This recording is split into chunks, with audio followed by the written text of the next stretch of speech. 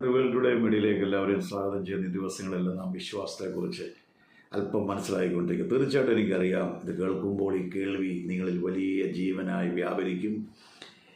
ഇന്നത്തെ എബ്രായ ലേഖനം 11-ാം അധ്യായം 4-ാം വാക്യമാണ്: വിശ്വാസത്താൽ ഹാബേൽ കായേനിലും ഉത്തമമായ യാഗം കഴിച്ചു, അതിനാൽ അവന് നീതിമാനെന്ന് സാക്ഷ്യം ലഭിച്ചു. അത് മാത്രമല്ല, ദൈവം തൻ്റെ വഴിപാടിന് സാക്ഷ്യം കൽപ്പിച്ചു. മരിച്ച ശേഷവും ആ വിശ്വാസത സംസാരിച്ചുകൊണ്ടിരിക്കുന്നു. അപ്പം പലരും പറയുന്നുണ്ട്, കായേൻ സസ്യബുക്ക്, അതായത് ദൈവം മാംസബുക്ക്, ആ ദൈവത്തിന് കൊണ്ട് കൊടുത്ത പച്ചക്കറിയും കാച്ചിലും വെണ്ടയ്ക്കൊക്കെ ആയിരുന്നു. ഇതൊന്നുമല്ല വിഷയം.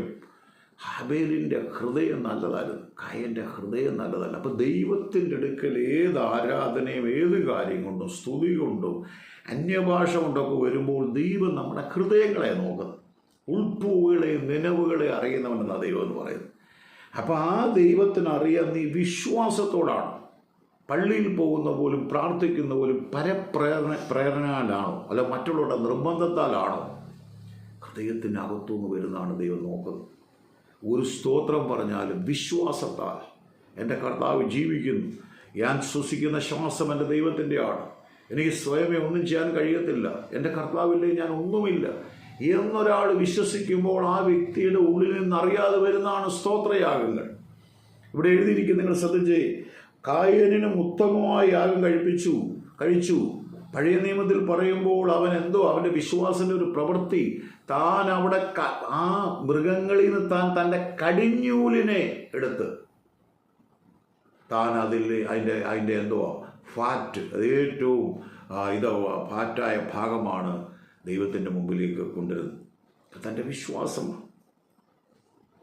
ദൈവത്തിന് കൊടുക്കുമ്പോൾ ഏത് കാര്യമാണ് നല്ലതായിരിക്കണം ദൈവം ആഗ്രഹിക്കുന്നു. ആരാധനയായാലും പ്രാർത്ഥനയായാലും എല്ലാം നല്ലത്.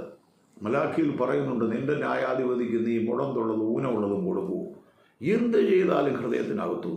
കാര്യം നാം സേവിക്കുന്ന നല്ലവനായ ദൈവമാണ്. ആ ദൈവം നമുക്ക് തരുന്ന എല്ലാം നല്ലത്. അതുകൊണ്ടാണ് വചനം പറഞ്ഞു, ഉയരത്തിലെ നല്ല നല്ല ദാനങ്ങളും തികഞ്ഞ വരങ്ങളും വെളിച്ചങ്ങളുടെ പിതാവിങ്കിൽ നിന്ന് വരുന്നു. അപ്പം ദൈവത്തിൽ നിന്ന് നല്ലത് ദൈവം തരുമ്പോൾ നാം ദൈവത്തിന് കൊടുക്കേണ്ട നല്ലതാണ്, ശ്രേഷ്ഠകരമായ.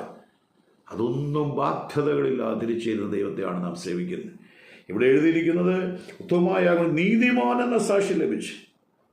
പുതിയ നിയമത്തിലെ യാഗങ്ങളിലൂടെ നമുക്ക് നീതിമാനെന്ന സാക്ഷ്യം ലഭിച്ച് യേശു എന്ന ഏകൻ്റെ യാഗത്തിലൂടെയാണ് നമ്മെ നീതീകരിക്കുന്നത്. ഏകൻ്റെ അനുസരണക്കേട് ലംഘനമാണെങ്കിൽ കൃപയുടെ നീതിദാനത്തിന് സമൃദ്ധി ലഭിക്കുന്നവർ യേശു ക്രിസ്തു എന്ന ഏകനിമിത്തം എത്ര അധികം ജീവനിൽ വാഴും. തീർന്നില്ല, അവൻ്റെ വഴിപാടിന് ദൈവം സാക്ഷ്യം കൽപ്പിച്ചു, മരിച്ച ശേഷവും.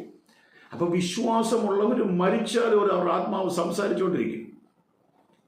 എന്നാൽ ഹാബേലിൻ്റെ രക്തത്തേക്കാൾ ഗുണകരമായി സംസാരിക്കുന്ന യേശുവിൻ്റെ രക്തമാണ് വിശ്വാസത്താൽ നാം സംസാരിക്കാൻ നമ്മെ ശക്തമാക്കുന്നത്. അതുകൊണ്ട് ഹൃദയം കൊണ്ട് വിശ്വസിക്കുന്ന ഒരു മനോഭാവത്തിന്, അവിശ്വാസത്തിന് നിങ്ങൾ പ്രാർത്ഥിക്കേണ്ട വേറെ ഒന്നുമല്ല. ഒരു വിശപ്പില്ലെന്ന് പറഞ്ഞൊരു ഡോക്ടറിൻ്റെ അടുക്കൽ ഒരാളെ കൊണ്ട് ചെല്ലുമ്പോൾ ഡോക്ടർ ഉടനെ അവന് പ്രത്യേകം ഫുഡ് മേടിച്ചു കൊടുക്കണം എന്നല്ല പറയുന്നത്. അവന് വിശപ്പിനുള്ള ടോണിക്കുക. നിങ്ങൾക്ക് ആദ്യം വേണ്ടത് പരിശുദ്ധാത്മാ പറയുന്നു, വിശ്വാസം. ദൈവമേ എൻ്റെ വിശ്വാസം വർദ്ധിപ്പിക്കണം. ആ ദൈവവചനത്തിലൂടെയാണ് ആ വിശ്വാസം വരുന്നത്. ആ വിശ്വാസം നമ്മളിൽ വരുമ്പോൾ, നമ്മുടെ ഹൃദയം നിറഞ്ഞു കവിയുമ്പോൾ നാം സംസാരിക്കാൻ തുടങ്ങും. ഈ വചനത്താൽ സ്വർഗത്തിലെ ദൈവം നിങ്ങളെ അനുഗ്രഹിക്കട്ടെ. അതുകൊണ്ട് നമ്മളെ വിശ്വാസത്താൽ എൻ്റെ നീതിമാൻ വിശ്വാസത്താൽ ജീവിക്കും. നിങ്ങളുടെ സാഹചര്യങ്ങൾ മുഴുവൻ നിങ്ങൾക്ക് പ്രതികൂലമായിരിക്കാം. ഒന്ന് വിശ്വസിച്ച് ദൈവത്തിനെ രൂപാന്തരപ്പെടുത്താൻ പോവുക. ദൈവത്തിൻ്റെ അവസ്ഥകൾക്ക് മാറ്റം വരാൻ പോവുക.